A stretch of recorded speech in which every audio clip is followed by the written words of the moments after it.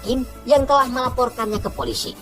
Namun ternyata pas nonton televisi, nama Yongbai viral karena kebaikannya memaafkan tukang parkir yang telah menggores mobilnya.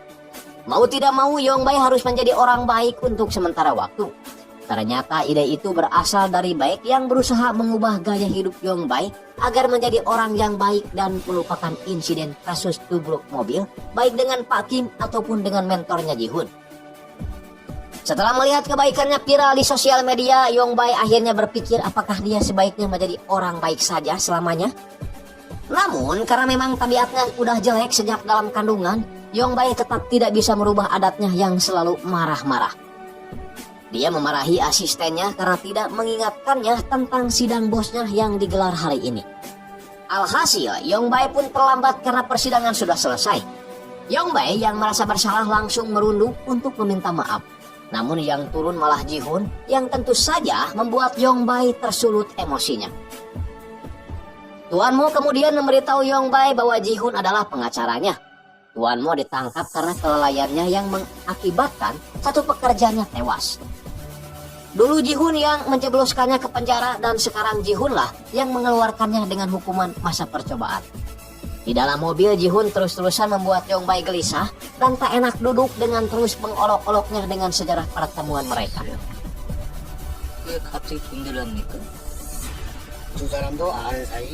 Sesampainya di kantor, Tuan Mo terkejut karena banyak karyawan yang berjejer di kantornya.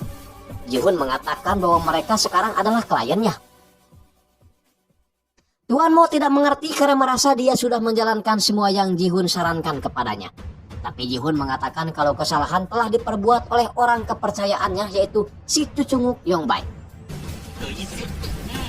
Ji-hoon menginginkan permintaan maaf yang tulus dari perusahaan dan membayar kompensasi agar kejadian serupa tidak terjadi lagi.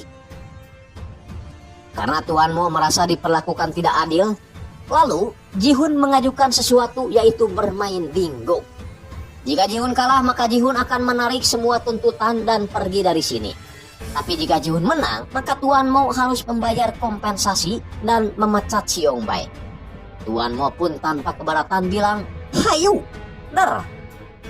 Baek dan Sam merasa Ji-hoon sudah gila karena tidak membawa kasus ini ke pengadilan dan malah mengajak Tuan Mo main bingo. Padahal jelas-jelas jika mereka membawa kasus ini ke pengadilan, maka mereka akan menang telak. Ji-hoon menerangkan jika mereka membawa kasus ini ke pengadilan, maka butuh waktu berbulan-bulan untuk menyelesaikannya. Lalu, bagaimana nasib karyawan dalam masa-masa itu?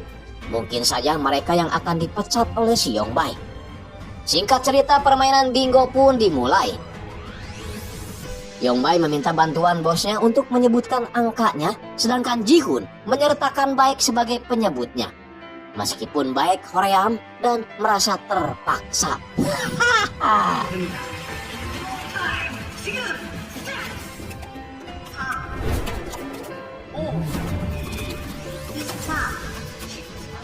Yongbai sekarang memiliki dua peluang untuk memenangkan permainan. Dan para karyawan pun merasa gelisah dengan hasil sementara itu. Namun bukan Ji-hoon namanya kalau dia kalah dalam permainan seperti ini. Ji-hoon berusaha mengajak ngobrol Yongbai tentang pelanggaran-pelanggaran yang telah dilakukannya. Secara tidak langsung, pelanggaran-pelanggaran itu adalah sebuah kode bagi Baek untuk mengingat ada di pasal berapakah kasus-kasus yang lagi disebutkan tadi. Kemudian Baek baru menyadarinya dan menyebutkan angka-angka dengan tepat.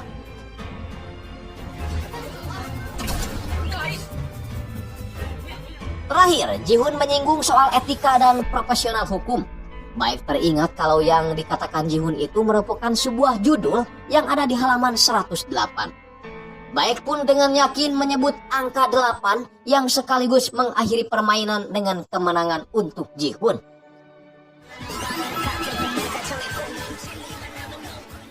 Dan untuk pertama kalinya Ji-hoon dan Baek bekerja sama dan memperoleh kemenangan.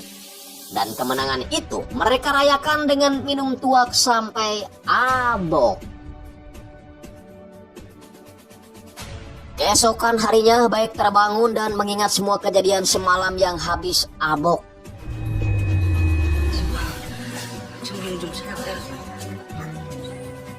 Dia semakin malu karena melihat yang punya tempat harus tidur di bawah beralaskan koran. Beruntung ibunya menjemputnya lengkap dengan membawa perlengkapan make up.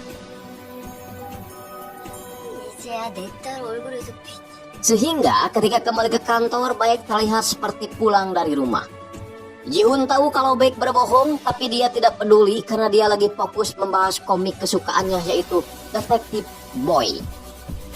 Tak lama setelah itu, seorang wanita bernama Suyon datang meminta bantuan Ji-hoon untuk menyelesaikan kasus yang menimpa adiknya. Suyon mengatakan tidak ada pengacara yang mau menangani kasusnya ini. Ketika ditanya kasusnya apa, Suyon menjawab bahwa kasus ini adalah kasus pembunuhan yang langsung membuat Ji-hoon dan yang lainnya ketakutan. Adik Suyon menyuruhnya untuk datang pada Ji-hoon karena dia yakin Ji-hoon akan bersedia membantunya. Samujang yakin kalau Ji-hoon tidak akan mengambil kasus itu karena sebenarnya Ji-hoon adalah seorang penakut. Baik Baek ataupun Samujang, mereka sama-sama ketakutan ketika melihat berkas itu. Karena ternyata kasus pembunuhan ini adalah kasus yang sedang viral di sosial media. Diceritakan 2 pekan lalu ada seorang pembantu yang akan memasak di rumah majikannya, namun dia kebingungan karena pisau tidak ada di tempatnya dan lampu tiba-tiba mati. Dia coba menjetrekan saklar lampu, namun lampu tetap tak mau nyala dan malah menemukan majikan perempuannya terbaring bersimbah darah. Polisi yang datang ke TKP hanya menemukan seorang pria sedang mandi yang tidak lain dan tidak bukan pria itu adalah anak dari si korban yang bernama Min-jae. Min-jae akhirnya dibawa polisi sebagai saksi. Namun Min-jae meyakini kalau pembunuh sebenarnya adalah ayahnya sendiri yang sampai saat ini belum ditemukan. Sam dan Baek memiliki feeling yang sama, yakni pembunuhnya adalah Min-jae, anak si korban sendiri. Samujang memohon agar Ji-hoon tidak mengambil kasus ini karena menurutnya kasus ini terlalu horor sampai-sampai tidak ada pengacara yang mau menangani kasus ini, sekalipun firma hukum terbesar yakni firma hukum Baek yang merupakan perusahaan hukum milik kakeknya Nona Baek. Tapi Ji-hoon sepertinya akan mengambil kasus ini karena orang yang meminta bantuannya kali ini adalah orang yang pernah menolongnya. Waktu itu, Ji-hoon dan Sam dihukum ibu kos untuk membuat mural di tembok kosan akibat selalu terlambat membayar uang sewa. Kecerdasan Ji-hoon dalam menangani kasus ternyata tak berefek pada seni menggambarnya. Berniat melukis dirinya sendiri, namun sayang, gambarnya malah lebih mirip seekor anjing kabereyan sehingga dia menghapusnya kembali. Dalam keadaan yang seperti itu, tiba-tiba Min-jae datang dan menawarkan bantuan. Lukisan yang Min-jae buat benar-benar membuat ibu kos senang dan Ji-hoon bebas bayar kos selama 1 bulan. Dari sana mereka berjanji untuk saling membantu jika ada masalah. Namun Ji-hoon masih bingung kenapa Min-jae menunjuk dirinya sebagai pengacaranya, padahal dia adalah orang kaya yang bisa memanggil pengacara siapapun yang dia mau. Karena penasaran, Ji-hoon akhirnya memutuskan untuk menemui tersangka di penjara. Di tempat lain, Min-hyuk yang baru saja kembali di kejaksaan disuruh Ye-jin untuk ikut serta dalam mengambil kasus ini. Min-hyuk tahu kalau kasus ini sangat viral, maka dari itu dia tidak mau karena ia tidak suka dipublikasikan. Namun dengan iming-iming follower yang akan bertambah jika berhasil menangani kasus ini, maka Min-hyuk akan mencoba mempertimbangkannya. Singkat cerita, Ji-hoon menemui Min-jae di penjara dan mereka mulai saling sapa dibarengi dengan sedikit lelucon. Melihat hal itu membuat Baek bertanya kenapa Min-jae tidak terlihat sedih padahal ibunya baru saja hampir meninggal. Min-jae menjawab buat apa bersedih karena yang tewas hanya 1 orang dan tidak dua-duanya. Min-jae mulai curhat tentang kejaksaan yang menuduh dirinya sebagai pembunuh padahal jelas-jelas dia sedang mandi dan tidak tahu apa yang terjadi. Min-jae meyakini kalau ayahnya lah yang membunuhnya karena mereka selalu tidak akur. Baek juga menanyakan posisi Min-jae yang tidak akur dengan orang tuanya. Min-jae tidak mau menjawabnya dan malah berkata bahwa Baek lebih terlihat seperti jaksa daripada sebagai pengacara. Ji-hoon kemudian mengalihkan pembicaraan dengan menanyakan kenapa Min-jae ingin menjadikannya sebagai pengacaranya, sedangkan banyak firma hukum yang lebih besar daripada kantornya. Min-jae menjawab bahwa firma hukum yang besar hanya memiliki nama besar dan tarif yang mahal, padahal kemampuannya biasa-biasa saja. Akhirnya dia memutuskan untuk menunjuk Ji-hoon jadi pengacaranya agar orang-orang tidak berpikir dia bebas karena uang. Karena masih penasaran, Jihun akhirnya memutuskan untuk pergi ke salah satu